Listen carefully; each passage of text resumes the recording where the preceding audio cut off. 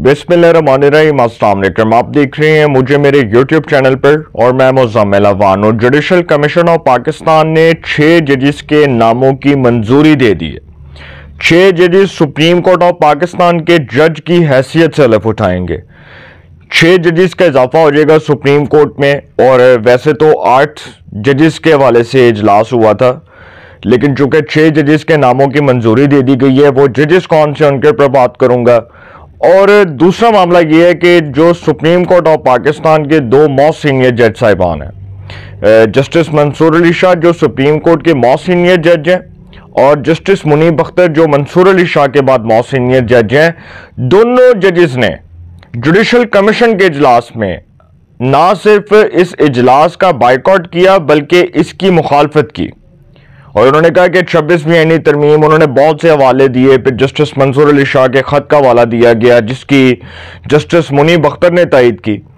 और सिर्फ इन्होंने बायकॉट नहीं किया, पीटीआई के 2 अहम रुकन बैरिस्टर अली जफर और दूसरे बैरिस्टर गौहर जो तहरीक इंसाफ के चेयरमैन भी हैं, दोनों ने बायकॉट किया। अमूमी तौर पर देखा जाए तो ये जो जुडिशल कमीशन का इजलास है, इसमें वोटिंग पर बात होती है, वोटिंग भी करवाई गई।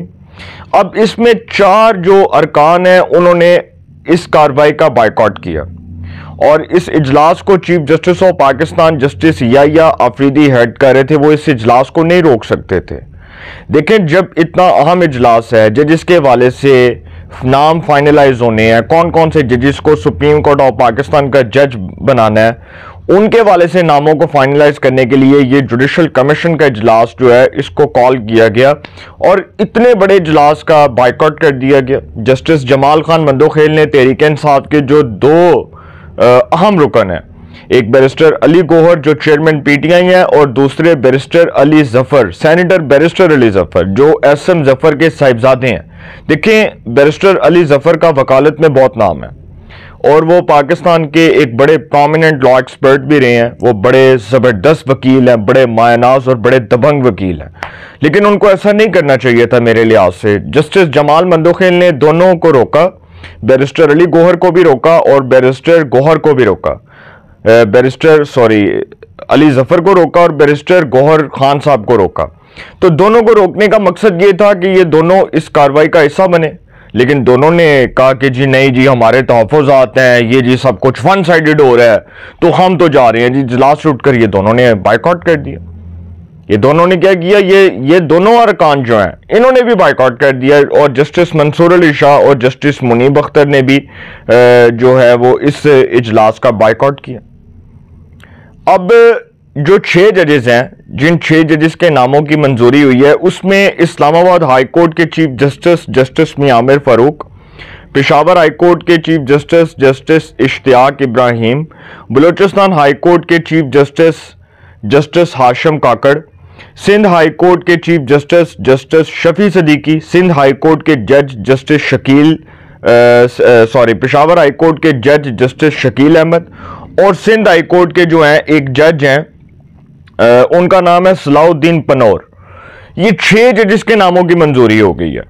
वैसे तो ये जुडिशल कमीशन का जो इजलास था ये 8 जजेस के हवाले से, 8 जजेस के नाम फाइनलाइज करने के हवाले से था, लेकिन चूंकि इस बार लाहौर हाई कोर्ट से जो 2 जज थे, जस्टिस अली बाकर नजफी और जस्टिस शुजात अली खान, दोनों के नाम कंसीडर नहीं किए गए बल्कि डेफर कर दिए गए।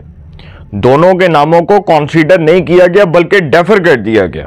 अब इस जुडिशल कमीशन के इजलास में बहुत अहम फैसले हुए। वो ये कि जी ये जो 6 जजेस हैं इनकी इंटेग्रिटी को, इनकी शोहरत को देखा गया और ये देखा गया ये कितने ज़बरदस्त हैं, कितने दबंग हैं। देखें, इसमें कोई शक नहीं कि जस्टिस आमिर फारूक बतौर chief justice Islamabad high court, justice Ishtiaq Ibrahim बतौर Peshawar high court chief justice और जस्टिस शफी सदीकी बतौर सिंध हाई कोर्ट के चीफ जस्टिस और बलूचिस्तान हाई कोर्ट के जस्टिस हाशिम काकड़ बतौर चीफ जस्टिस, ये 4 चीफ जस्टिस साहिबान जो हैं इनकी इंटेग्रिटी और इनकी शोहरत को देखा गया और ज़बरदस्त इसको कहा गया और कहा गया कि जी ये ज़बरदस्त जज हैं और ये आइन और कानून के मुताबिक फैसले करते हैं। इन्होंने अपनी अदालतों में बहुत ज़बरदस्त काम किया है, इन्होंने अपनी जो लॉयर कोर्ट है उसमें बड़ा ज़बरदस्त काम किया, तो लिहाजा इनके नामों को अप्रूव किया गया। अब जस्टिस अली बाकर नजफी और जस्टिस शुजात अली खान जो लाहौर हाई कोर्ट के मोस्ट सीनियर जज साहिबान हैं, देखें इस बार लाहौर हाई कोर्ट में भी क्या हुआ था कि जस्टिस आलिया नीलम जो लाहौर हाई कोर्ट की चीफ जस्टिस हैं, वो सीनियरिटी में तीसरे नंबर पर थी, लेकिन जैसे ही वो जुडिशल कमीशन का इजलास हुआ उस वक्त जस्टिस काजी फाइज ईसा जुडिशल कमीशन के इजलास को हेड कर रहे थे और जस्टिस मुनीब अख्तर और justice Mansoor Ali Shah judicial commission के रुकन थे। उसी जुडिशल कमीशन के इजलास में जस्टिस मंसूर अली शाह ने जस्टिस आलिया नीलम की बतौर chief justice Lahore high court तकर्री की हमायत की और उनकी हमायत में वोट दिया। इसी तरह उनका नाम जो है वो बतौर chief justice Lahore high court मंजूर हुआ और वो चीफ जस्टिस बनी लाहौर हाई कोर्ट की। अब वो सीनियरिटी वाला तो मामला खत्म हो गया।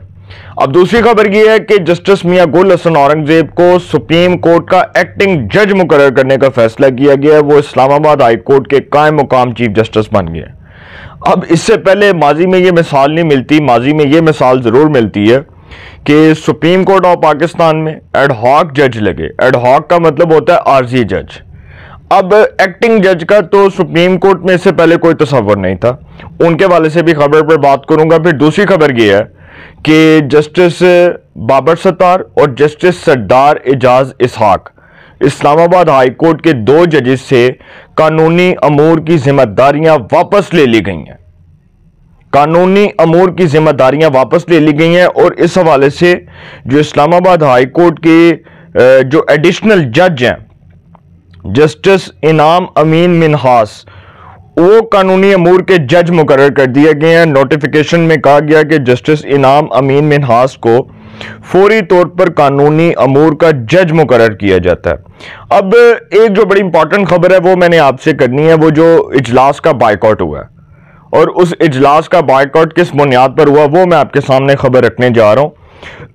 जुडिशल कमीशन के इजलास में सुप्रीम कोर्ट के 6 जजेस के नामों की मंजूरी दे दी गई। जस्टिस मंसूर अली शाह और जस्टिस मुनीब अख्तर ने जुडिशल कमीशन की कार्रवाई ना रोकने पर इजलास का बायकॉट किया। उन दोनों ने कहा था कि जी आप कार्रवाई रोक दें और कार्रवाई रोकने की आगे रीजन भी उन्होंने बयान की है।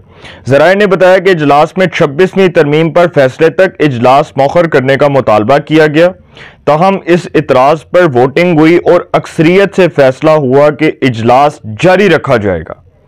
सर अक्सरियती वोट ये है, अक्सरियती वोट इस हक में थे कि इजलास जारी रखा जाएगा। अब वोटिंग हुई और अक्सरियत से फैसला हुआ कि इजलास जारी रखा जाएगा। बैरिस्टर अली जफर और बैरिस्टर गौहर ने भी इजलास का बायकॉट किया। जस्टिस मंसूर ने अपने खत का हवाला दिया और जस्टिस मुनीब ने जस्टिस मंसूर के मौकफ की तायद की।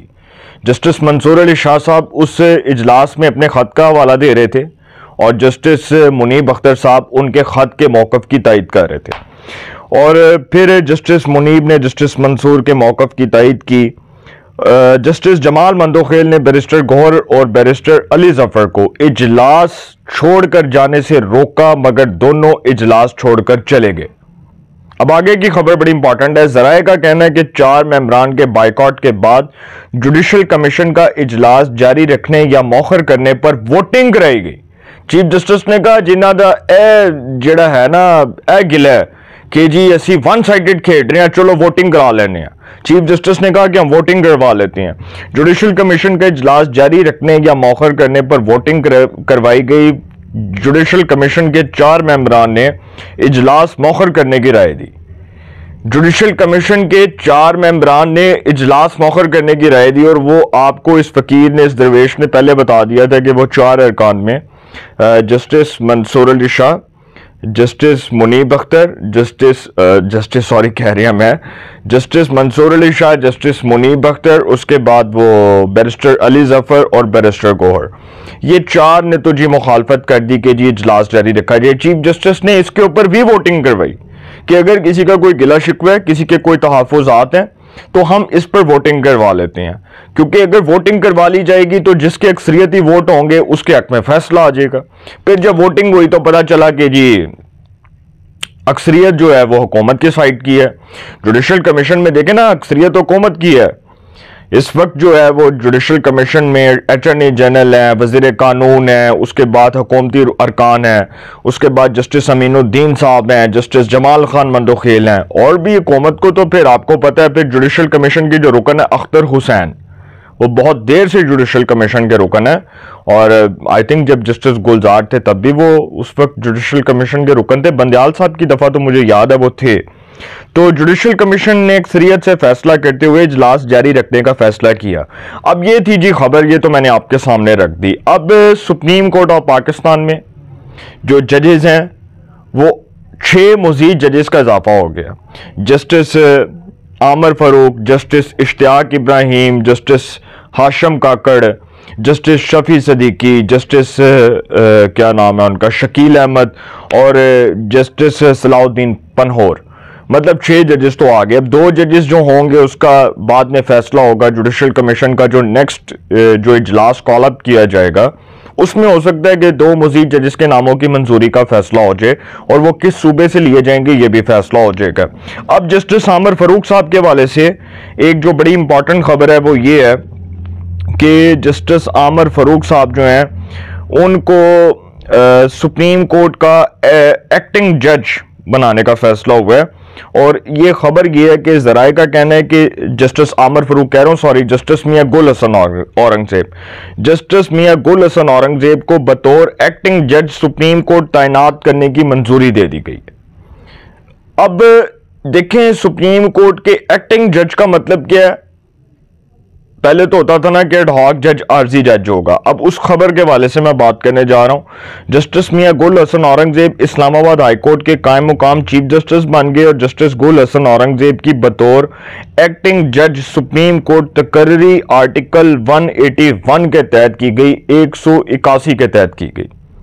अब आपको मैंने वो खबर भी बता दी कि जस्टिस बाबर सत्तार और जस्टिस सरदार एजाज इसाक, जिनके पास इस्लामाबाद हाई कोर्ट में कानूनी अमूर की जिम्मेदारियां थी, उनसे वो वापस लेकर एडिशनल जज जस्टिस इनाम अमीन मिनहास को वो कानूनी जिम्मेदारियां जो हैं वो दे दी गई हैं, उनके सुपुर्द कर दी गई हैं।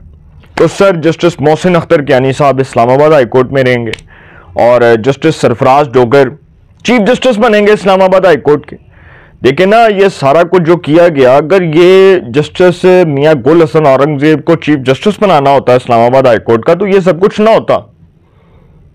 अगर जस्टिस आमर फारूक ने इस्लामाबाद हाई कोर्ट में रहना होता तो ये सब कुछ ना होता, ना होता। अगर जस्टिस आमर फारूक जो है उनका भी टर्म होता तो वो भी इस्लामाबाद हाई कोर्ट में होते। बाकी जजेस के नाम जो है वो फाइनल करके सुप्रीम कोर्ट में पहुंचा दिए जाते हैं। तो सर ये सब कुछ जो हुआ है ये इसलिए हुआ है कि अब जो दूसरे सूबों से जजेस का ट्रांसफर होगा, सिर्फ ये इस्लामाबाद हाई कोर्ट में नहीं होना था, ये सिंध हाई कोर्ट में भी होगा, ये लाहौर हाई कोर्ट में भी होगा, ये पेशावर हाई कोर्ट में भी होगा। अब वो भूल जाएं कि जी वो बाहर से जज नहीं आ सकता, ये नहीं हो सकता। और वो जो कह रहे थे ना जुडिशल कमीशन के इजलास में लड़ाई हुई, जस्टिस मंसूर ने किताब उठाकर मार दी, जजेस में हाथापाई हो गई।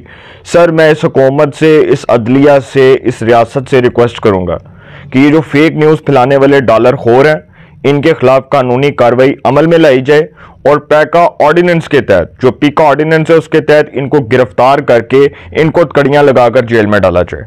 जो अदलिया के हवाले से डिसइंफॉर्मेशन फैला रहे हैं, जो फेक न्यूज़ का बाजार गर्म कर रहे हैं, जो पाकिस्तान में फेक न्यूज़ फैलाकर पाकिस्तान की अवाम को पागल बनाते हैं, जो पाकिस्तान की अवाम के दिमागों के अंदर ये सब शैतानी हरकतें डालते हैं, सर इन लोगों को पकड़कर फिल फोर गिरफ्तार करके कानूनी कार्रवाई अमल में लाई जाए। अपनी राय का कमेंट्स में जरूर इज़हार कीजिएगा। इंशाल्लाह एक नए सेगमेंट के साथ पे मुलाकात होगी। अपना बहुत ख्याल रखिएगा। आला निगहबान।